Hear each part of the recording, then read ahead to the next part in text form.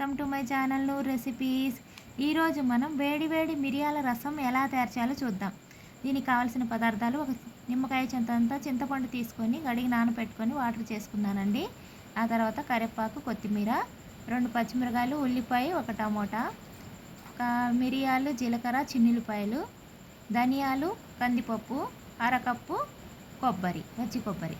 ఆ తర్వాత mixie jar తీసుకొని ధనియాలు 1 టేబుల్ స్పూన్, కందిపప్పు 1 టేబుల్ స్పూన్, మిరియాలు 1 టేబుల్ స్పూన్, జీలకర్ర 1 టేబుల్ స్పూన్, 5 వెల్లుల్లి రెబ్బలు, 1/2 కప్పు పచ్చి కొబ్బరిని వేసి మిక్సీ పట్టుకొని పౌడర్ చేసుకొని పక్కన పెట్టుకోవాలండి. ఆ తర్వాత పొయ్యి మీద బౌల్ పెట్టి 2 టేబుల్ స్పూన్ల ఆయిల్ వేసుకొని తాలింపు గింజలు, ఎండుమిర్చిని వేసుకొని కొంచెం వేగాక పచ్చిమిరపకాయలను, టమోటాలని కూడా వేసుకొని కాస్త వేగనివ్వాలండి.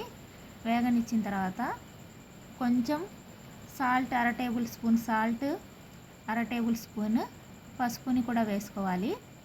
వేసుకొని కొంచెం వేగాక మనం తీసి పెట్టుకున్న చింతపండు రసాన్ని వేసుకోవాలండి. ఇది మనం ఎక్కువ పులుపు తినే వాళ్ళైతే 1 గ్లాస్ వాటర్ సరిపోతుంది.